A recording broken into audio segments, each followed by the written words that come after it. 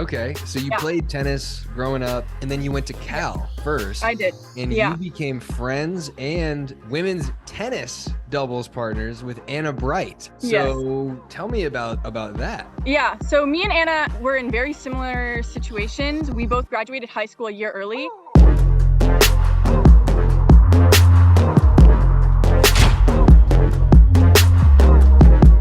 Okay, welcome to another episode of the James Ignatowich Show. We have Vivian Glozman on the podcast. I've already spoken to Vivian a little bit before this podcast, and that's about it. So she's friends with Anna. She got to the semifinals of the North Carolina doubles pro, and she's only been playing for like 6 months. So that's crazy. And I had like 10 people reach out to me on Instagram, Twitter, all 10 of my fans. They were like, you got to get Vivian Glozman on the podcast. We need to know more about her. I was like, okay, I'll do it. So thank you for coming on. Thank you. Thank you to your fans. Yeah, well, you're on. So let me start by asking you. So you came from tennis, and I was told that you started playing pickleball when you were like, what was it, November of 2022, like 6 months ago? Yeah, November. Do you want me to share the story? Yes. Okay. So me and my mom last summer, we like go on walks together, and we ran into a tennis friend who lives in our neighborhood, and she was like, "Oh, what's your plan? Like, are you done with school? You know, the catch up when you're not that close with somebody." And I was like, "Yeah, I'm done. I'm just working, earning hours now for PA school." And she's like, "Okay, that's great." She basically ignored everything I was saying, and she was like, "You need to do pickleball." And in turn, I ignored what she said, and I said, "Hey, that's great," and moved on. We just continued our walk. But she was so persistent. She would not stop texting me. "Listen, you are going to be so good. I think you have this skill set, this whatever." And I was constantly rejecting her to the point I felt so bad. But then what happened is I got so burnt out from work because I had just like joined the like job thing from being a student. I just like wanted to do so much. I was working thing? like okay. Let me rephrase that. When you're new to a job, you want to do so much because it's like new and it's exciting and it's fresh. And I just like overworked myself to the point of burnout. So that's when November hit. That was like literally 4 months into me working, and I was burnt out already. And I was like, you know what am I doing? I was 22. I was like, I'm still young. I need to fix my priorities. So I reached back out to her. I was like, you know what, I'll give it a shot. And she was so ecstatic. I was actually shocked because sometimes when you get rejected so many times, you lose you're like, I don't care about you anymore. But she's great. So I call her my pickle godmother because she is who I owe my entire life and career to.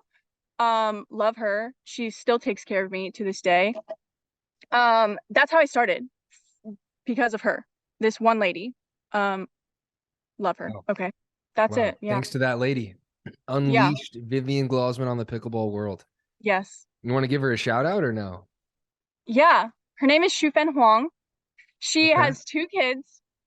One of them plays tennis. I want to say at Whitman. Oh my God, that's going to sound so bad if I get it wrong. Somewhere in Washington, but far away enough. And the daughter doesn't play, but she's at UW right now. Great kids, great family. Love them. Love this lady. So where are you from? I'm from Washington.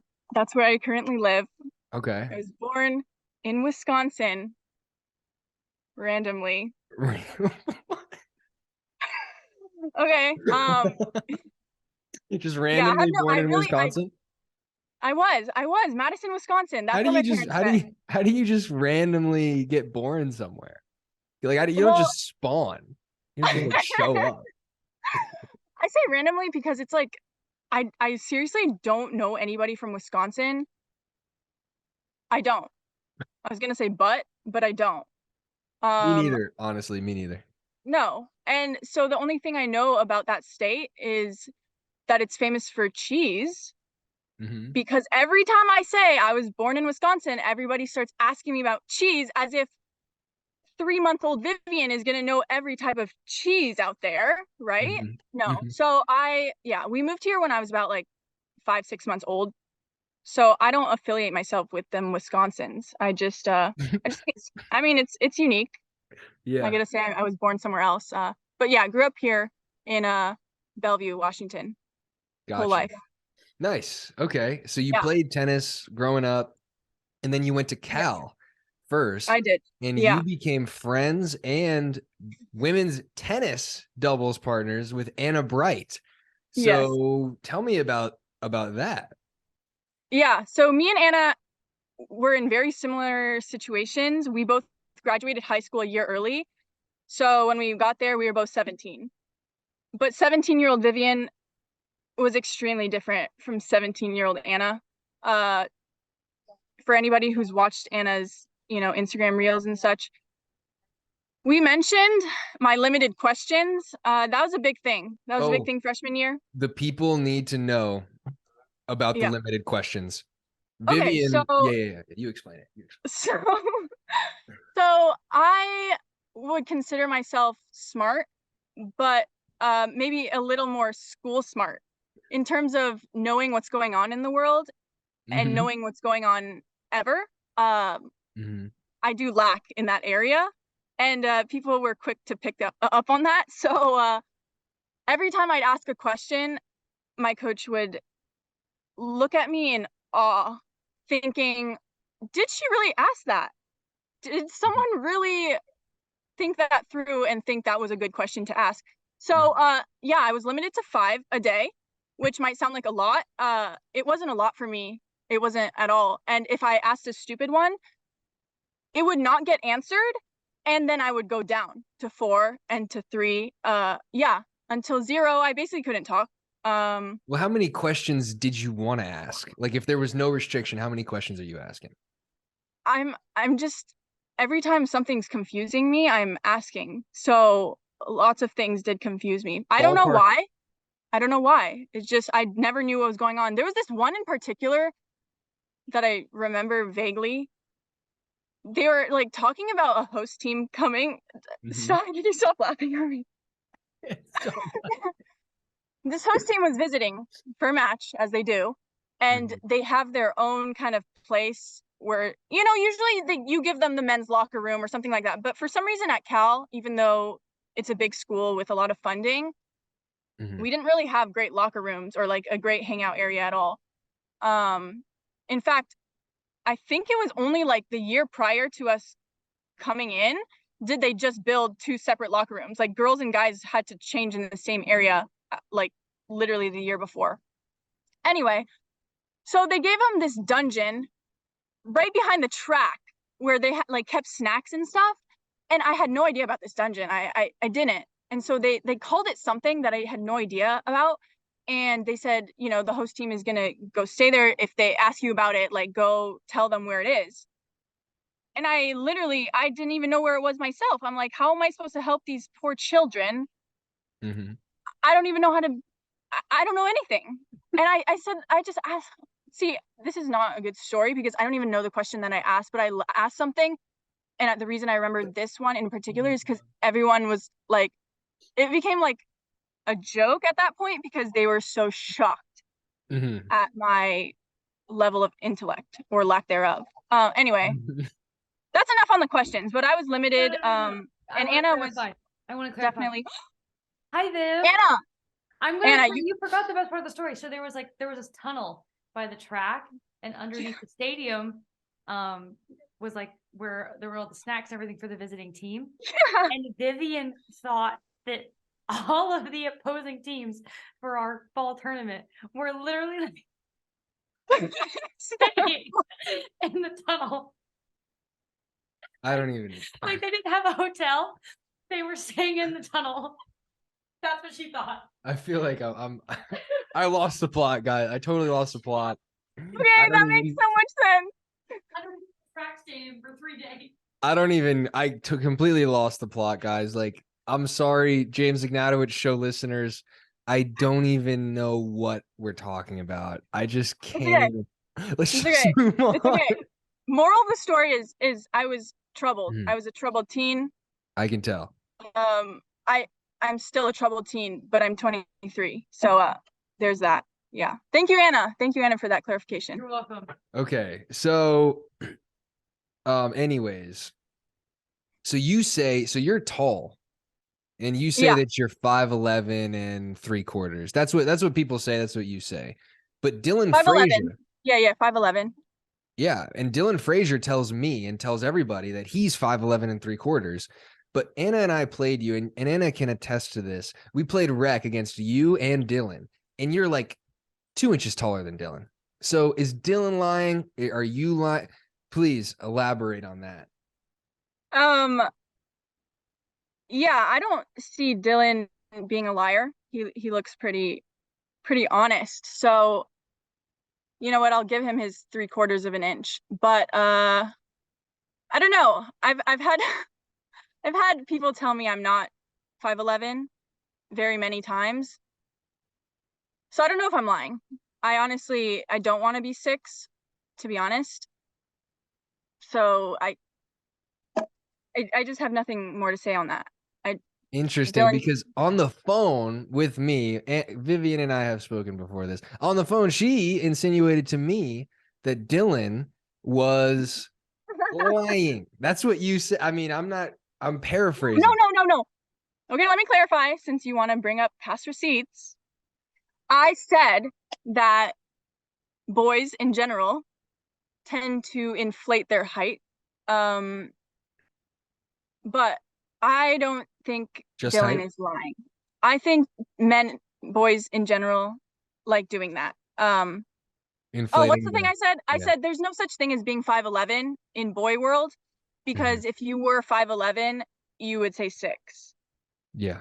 So it's a tricky number. It definitely is. But Dylan, if you're listening, I believe you. I do. It didn't sound like it. Anyways, so here is it true? I've heard this too from the grapevine of pickleball that you are quitting your job for pickleball to become a professional pickleball and unleash yourself onto the entire community. It is true. It's sad, but it is true. I What's work in a sad about hospital. that? I love my coworkers a lot. I'm not going to say the job is super awesome, but I love my coworkers, and I think that's what like makes every job enjoyable.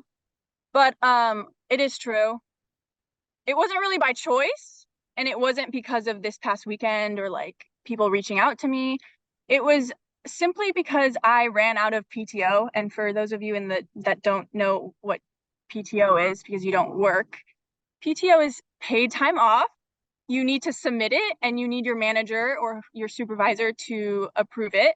And so I'm pretty sure you get like a set number. Why are you laughing at me? This I is can't just not. I basic can't stuff. not. I'm sorry. I just can't not laugh at you. Okay, anyway. So he's laughing. I can't not. I'm sorry. Keep going. Anyway, okay. You get like a set number in the beginning of like when you start your job, and then the more you work, the more you accumulate. But I ran out already. Just like with all the Thursday and Fridays that I missed, it's gone. And so I talked to my manager, I reached out to HR. HR said I posted this on my my food account, which is kind of my spam account that I want to keep sacred, but pickle people have found it. So I have to like post less because things I post tend to get me in trouble a lot. But I'm being better at that. Anyway, sidebar. So I posted this on my spam account. The email I got from HR, it said something like, Vivian, thanks so much for reaching out about like time off and paid leave. Unfortunately, there's nothing we can do about you becoming a professional athlete. So you have to like go through, like you have to do this. Basically, they said you have to be normal. Like you don't get special treatment because you're a professional athlete. And I think that was really funny. I just think it's funny that we put ourselves in the category of professional athlete. Yeah, it's a gray area for sure. Yeah, but I felt good about it. I was like, you know what? Yeah, that's I got sad for a second. I did get sad when I had to go to my manager and say there was nothing I could do, because she was really trying to work with me. She was like, we don't want to see you leave. We're gonna work with you, do whatever. But I had to, say, you know what, June 7th, that's my last day. June 7th. Wow. Yeah, right before I leave for San Clemente. Yes, right before That's it. MLP. So how do Yeah. you feel about, because when I mean, I only ever worked at a Chinese restaurant for a summer. I worked at a Chinese restaurant for a summer, and that's actually a fact. And I worked as a tennis coach for a while. And then I had an internship lined up with like an investment bank. And then I was like, you know what? I'm just going to play pickle. But there was nothing sad about it. I was like, let's go. I'm going to dink all day. I'll do anything to not have to work in a, whatever it is. But Yeah, how do that's you funny. feel about now that you've been picked up by the Bay Area Breakers? With the last pick of the shuffle draft, even though you were the best player in the draft, which was crazy. I mean, this is my opinion. How Okay, does it thanks. feel? You guys are going to win again. You're going to win a third title with, you got Pablo, Ava. It's like, that's a tough team. um yeah, I had no idea what was happening during that time, and it all worked out so great. What was my train of thought? I don't remember. No, I was sitting. Okay, this is what happened though. Let me tell you. I was sitting at this nice little table eating dinner that Thursday night. By the way, you guys were so nice that Thursday when we practiced. All of you, Of when course. we all met, I was like overwhelmed. Like, just everyone was like, "Oh my gosh, you're so good." Like Pablo even saying like right away, "I watch you for like 30 seconds and I'm going to get you on the team." I was like, that is a lot of trust. And in my head, I was like, they must be desperate. Like, there's no way you can watch this girl for 30 seconds, hit one four. I mean, I did hit a drive at you that you missed. Mm-hmm. So I would say that that's probably the shot that got me on the team. You know what it Um, was? You know what it was? I actually talked to a few people about it. We were playing, and like the third point, I came in, like I hit a hard drive, and then I hit like a fifth out of the air, like as hard as I could, right at you. And I hit you in the hand, and I like hit it as hard as I possibly could. And I got your yeah, I like, remember that. yeah, I got your hand, and then I was like, oh, sorry. And then you were like, didn't even hurt anyways. Or would you say like it No, didn't hurt? I actually wasn't even like trying to be macho or lie. No, I I didn't know. even feel it. Yeah, But yeah. like You I said something did. like that. And then we were Yeah, just I like, did it. okay, put her in, sign her up for the league. Yeah, I didn't know. That was fine. I've gotten hit before. Sometimes it just hits you in a spot that it just stings a little, but that one is okay. But maybe you just don't hit hard at all. I don't hit that hard either. Yeah, just don't have power. No. No, but yeah, I was sitting at dinner. I get a call from Jeff. And Jeff? Jeff, one of the GMs. Oh, You know okay, Jeff. okay. Yeah, I don't yeah, even yeah. know. There's a lot of Jeffs. Oh. Jeff Wynn. I Got it. think that's how you say it. Got it. Yeah, yeah, yeah. Okay. Um yeah, so I'm getting a call from him, and I know it's like time for them to make a decision. So I don't know if he has like last minute questions for me, like put in your last words, Vivian, before we reject you, or what was going on. But he says, how are you? And I'm like, good, how are you? And he's like, just want to let you know we've decided to select you. And I don't know why. I didn't even expect to be this excited, but I screamed. I think I screamed, and all the people sitting at the tables around me gave me the weirdest look. Yeah, I I like, wonder why. guys, you don't know what's going on. You don't know what's going on. I just got drafted. Don't look at me. I texted all my friends right away. I actually posted it on one of my slides. Mm. My friend Karina, I texted her right away, and she was so like, she doesn't know what's going on either. She's like, what now? And I'm like, I literally don't know. Nobody knows what's going on, but I just know this is a big deal. I got like so many congratulation texts. Yeah, no, that weekend was crazy. Like for that to happen on a Thursday, and then me and Callan actually I feel bad for Callan because everyone's talking about our doubles, our huge doubles run, but me and Callan did really well too. We had a we had a good win. Um Love that kid. Shout out Callan. Shout out Steve. Shout out Jen. Love that family. Yeah, Callan is the coolest guy ever. Yeah. But anyway, crazy weekend. Yeah, that's all I have to say. Yeah. Okay. Thank you for the synopsis. So how much pickleball are you playing? Because you're planning on quitting your job. Like, how seriously are you taking it? Like training and like fitness and all that stuff. Yeah. Yeah, I'll start with fitness. I go see this trainer. She's awesome. She's literally my favorite person. I like rant to her. I tell her about everything. And she just gets me. But I see her every Tuesday morning. And then I get sent home homework. So technically I only see her once a week, but I do try to like gym stuff. I've never been good at like doing weights. Like my strength coach at UVA had a big issue with me. No, he loved me and I loved him. But issue in the sense that the way I lift, like I just make it look really easy, even though it's not. And that's just the way my body works. Like even on court, like sometimes people are like, oh, she's so casual. Like she's not trying. Sometimes it plays to my advantage because people think, oh, she's so good for like not caring. I do care. And I'm trying. I just want to put that out there. But it's like yeah. JW. Yeah. Yeah. Sometimes you ever see like, JW Johnson play? Yeah. But I know he cares. I know he's trying. Like, it's just sometimes it comes off that way. I've been working on it. I've tried, like, footwork has always been my issue. That's a good comparison. I've been like, you're like JW in some ways. That's like a good way. That's like a good that's quite an honor. Yeah, you remind me of him. Nice. That's a good comparison. Thank you for that. But anyway, back to my strength coach. I would just make it look so easy where he would get mad because he's like, you need to go up in weight. And I've just never been good with heavy weights. I like it where I like it, around, 20 pounds. Nothing more, nothing less. And it's challenging for me.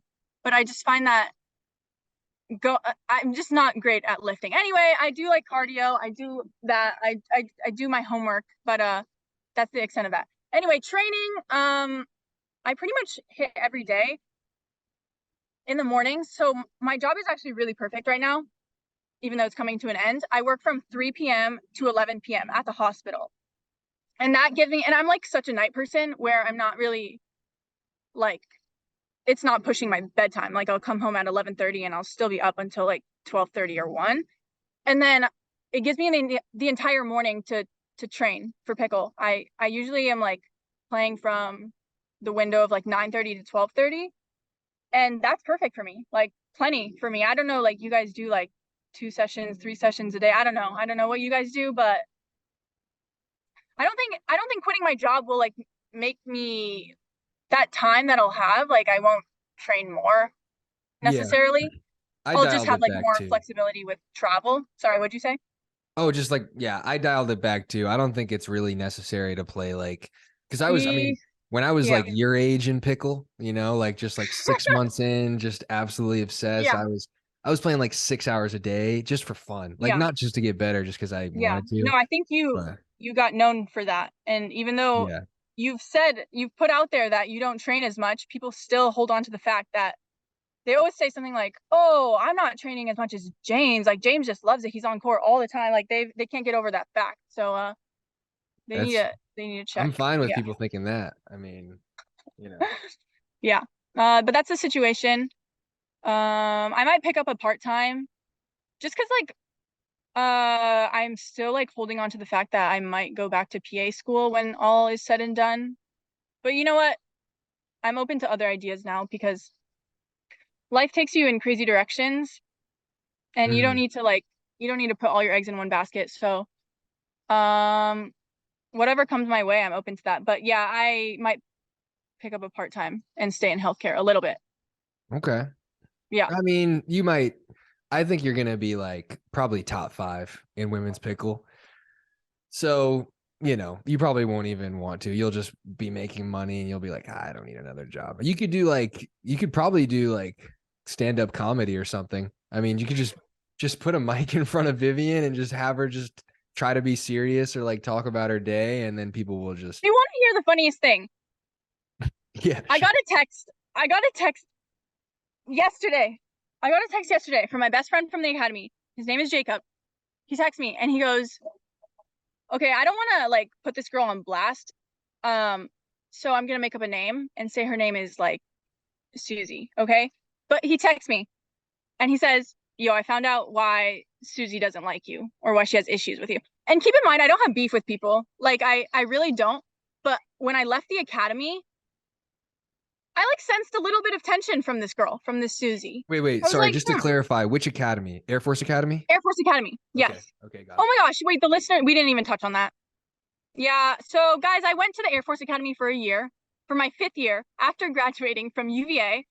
And if you know anything about the military or the academies, like the service academies, it's not a 1-year deal. You don't just, hop in for a year and have fun for a year. It's pretty serious. You commit to 4 years at the academy and then 5 years of service minimum. Well, let me ask you this. Yeah. What made you think that you could handle the Air Force for like 8 years? Yeah. What is it about you that made you think that? Because I'm trying to figure it out. Yeah, I think I shocked a lot of people just knowing me. You're like, Viv's going into the military? Like it just it didn't seem right. But you know what? I learned so much there. I actually got so strong. So right now, if you tell me to do a push-up, I would not be able to do one.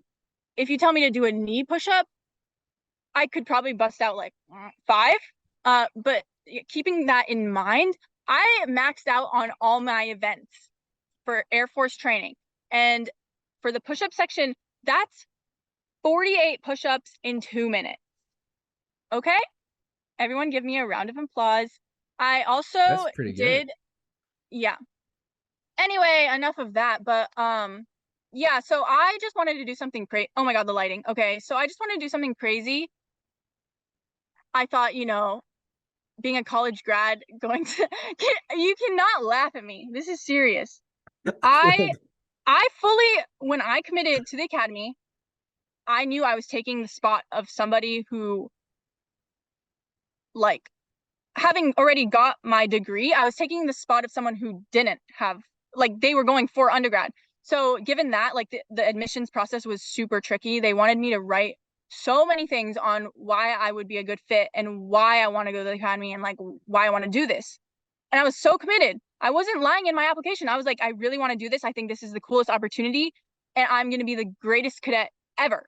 And I was for that year. But you know what? I was just so much older than everyone and I just wanted freedom. I like the inner part of me just was like, I love the military. I have so much respect for these people. But you know what? I need my freedom and I need to move on with my life. And to do undergrad, just to spend another 4 years and get the same degree, at least like the same level of degree, and not like do a master's or whatever. I was like, no, this is not smart. This is not smart. And a lot of people were sad that I left. I gained a lot of like support from people there that were like, I love what you're doing. Like, this is such a unique situation. I cannot believe like you're dedicating yourself to the country after like, you don't have to, like, you literally don't have to. And that was really cool to hear from everyone. So I did feel like I was letting a lot of people down. But you know what? Sometimes you got to put yourself first. It was really sad, but yeah, that was the situation there. Loved it there. Made some of my like best friends, because if you know, like it's quite a tough environment. Even though they call the Air Force, anybody who knows the military knows the Air Force is known as the chair force, which means it's like the easiest of the 3, like Army, Navy. It's the easiest branch. But even being the easiest, it's almost like it's way harder than civilian life. It's crazy. Anyway, my respect for them has like shot through the roof. I love all of them. And it's so cool to just be a part, like just to even say that I was a part of that. Okay. So anyway, there's okay. That. So tell me about your partners coming up. Like, you're playing Atlanta this weekend. Yes. Right? So who are you playing with there? Who are you playing with in San Clemente? Kind of what does that look like? Okay, so for Atlanta, I'm playing with Callan again for mixed, and then for women's, I'm playing with Dominique Schaefer. And then San Clemente, I'm playing with Wes Gabrielson for mixed and Bobby Oshiro for women's. Nice. Bobby's good. And so is Wes. Bobby's so good. Yeah, Bobby actually played with her yesterday. She's solid. And Wes is like the nicest guy ever. So So nice. you'll have fun with him. That was my favorite thing about like my early partners. I knew I didn't really know what I was doing. I just kind of wanted a partner that was nice. That was Yeah. like that's super, in my opinion, super important. Yeah. Nowadays it's like not that important, but you know, when Well, you're okay. starting, it matters. So on Pickleball Fanatics, they posted Leia Jansen's take on partners, saying like, what did she say? You should treat partners as a business. Yeah, partnerships in pickleball, because it's like a pro sport now, it should be treated kind of like a business relationship instead of a friendship. Yeah. So like if you break up with your partner, it's not as like a relationship breakup. It's not like personal. Business. Yeah. Yeah. And I sent it to all my friends. Well, I responded to them what I thought. And my thoughts, if anybody cares, is I did have to think about it for a while, because I was like, you know what, she makes a good point. But then I had to think about like my time on the tennis team, and at UVA especially. Coaches would have us do like practice matches against each other. And like we even did this crazy thing where like we split the team into two. It was like we made up our team names. They're not important. They weren't good. But we would have this point system where like we were competing the whole semester, the whole fall semester, to like increase people wanting to do individuals and go out and practice serves and like do extra. We had this point system where like you could earn points for your team by doing this with your teammates, but you could only do it with your own side, like your own half of the team. And so like that plus like competing against your own teammate, it just created like a huge divide, and it kind of made the relationships suffer. And so thinking back to that, in answering that question, I was like, you know what? I think it's actually the opposite. Like when you are like playing against your friends and not with them, if you're not close with your own side, like I feel like that makes it more strenuous on the relationship. Like I was thinking about like Anna, like when she said that, I was like, is she calling out me and Anna? Because Anna, like the whole time she was like building up, like the whole time leading up to Carolina, she was like, oh, we're gonna have so much fun. Like this is my bestie. You know what? Like we're not even gonna like do well, whatever. I don't know. She was downplaying it a lot. I almost decided to get offended by that. She came out with all those videos, and I was like, dang, this girl really thinks I'm terrible.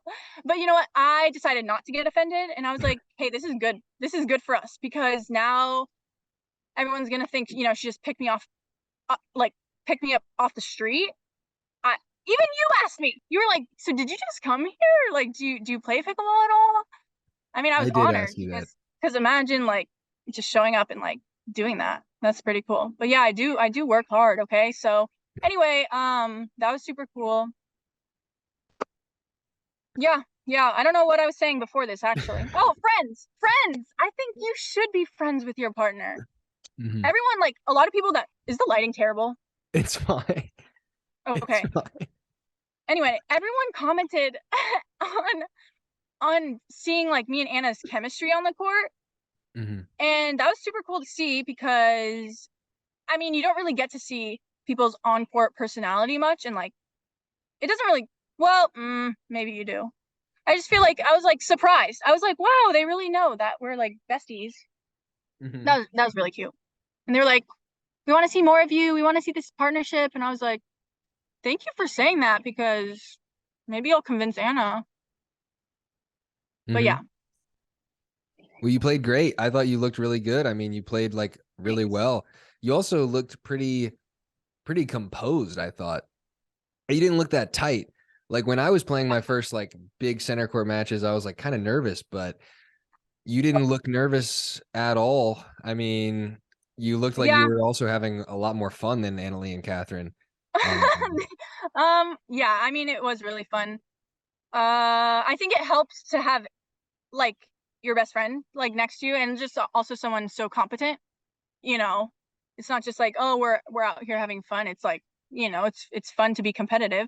I thought that take was interesting. A lot of people did say the same thing you did, like, oh, she wasn't nervous. I was really impressed, like, biggest stage and like against the best people in the world. And It is pickleball though. So yeah, that's what I was gonna say. I was like, first of all, like, no disrespect to them at all, like amazing people, but at the same time, like, everybody's human. Like, they worked hard to get to where they are. But I just feel like to be number one in pickleball it's not really the same as if you step out on like Arthur Ashe Stadium against Serena. It's just really not the same. No, it's and not like the same. the stages I've played on for tennis have been a lot bigger. So yeah, I mean, I wasn't nervous at all. I'm glad people like said nice words, but yeah, just to give perspective, it is pickleball. I listened to this one podcast that Federico was on. They were asking him if he thought, or they were asking everybody if they thought like having a tennis background helps with pickleball. And I like thought their takes were really interesting because at least Fed said like maybe like the habits that you have to break for tennis hurt you in a sense, because if you just didn't have tennis at all, like, you wouldn't have habits to break, you would just be learning pickleball. But at the same time, like, having that mental toughness really does help, or just like being competitive in any sport. And you can tell too, like, it's so hilarious when the commentators start talking about people's tennis backgrounds. It's like you can definitely tell, like, I don't think you have to be a good tennis player at all to be good at pickleball, but you can tell the people who made it to like elite tennis level and their just mindset, like the way they handle themselves on court, the way they compete, the way they don't fold under pressure, like tight moments. I think you can tell when it comes down to that. Do you know what I'm saying? Like, Yeah, I think just the so. mental aspect of it to be high level in tennis does translate. Anyway, Yeah. that's my take on that. So I thought it was cool to hear that. Okay. So last thing, when we were on the Okay. phone before this podcast earlier today, Yeah. you asked me if you were allowed to, actually, you said this before we started. You were like, am I Oh, allowed to yeah, ask yeah. James any questions? Yeah. So do you have any questions for me that we can Yeah, I actually do. include? Okay. Yes. Okay, so at North Carolina, Anna told me that you don't drive. And we don't have to get into the details. I just wanted to know, though, do you enjoy being a passenger princess and just being chauffeured around everywhere? Anna has things to do, and you just, pick me up at this time, drop me off at this place. Do you enjoy that? It's the best thing ever because it's, I honestly think that it's helped my pickleball game so much because Anna's driving and she's not the best driver. Sometimes she needs help. Like sometimes I need to be a little more than a passenger princess. I need to be kind of, helping her notice things that maybe she isn't noticing. But most of the time I can just go on my phone and watch pickleball and it's good for my game. I'm like studying. I think I was actually watching you while Anna was driving and swerving and who knows what she was doing when she was driving. I mean, that's a whole nother issue. But yeah, I think it's great for my game. Being a passenger princess, 10 out of Okay. 10 would recommend. Is that Oh, it? poor Anna. Poor Anna. Anyway, okay. That's a good answer. That's Thank you. good. Thank you.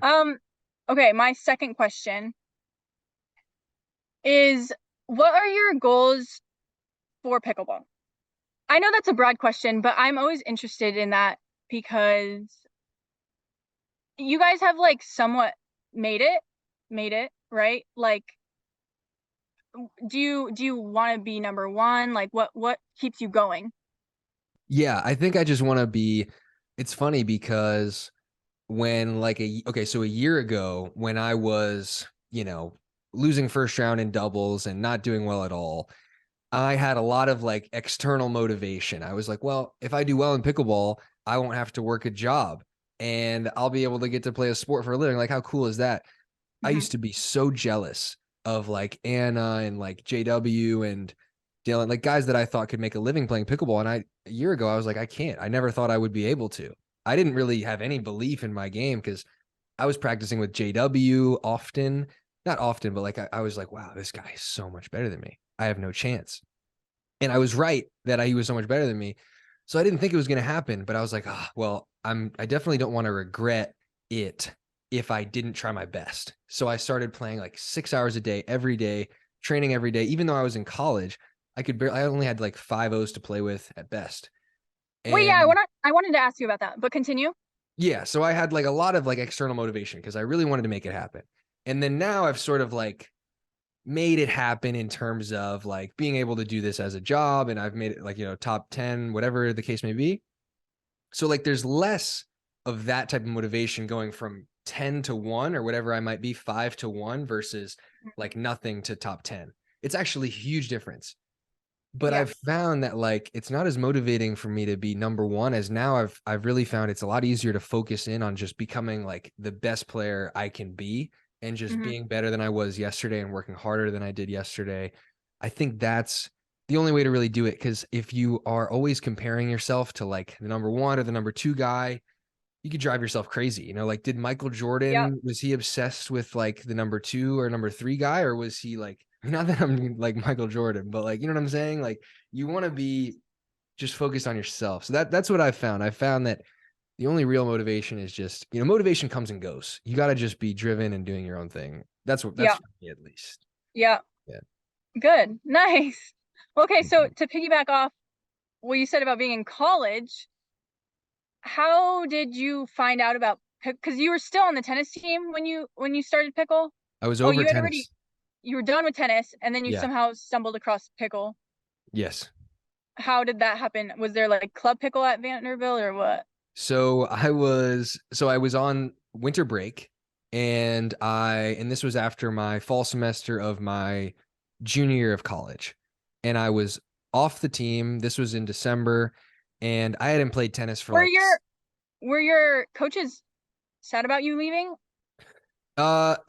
Yeah, they were really sad, of course. Aww. Anyway, no, okay. You didn't ride the bench? No, I did not. So I hadn't played tennis for like 6 months. I had like barely played any tennis, and I was getting like a gut. I was up to like 200 pounds.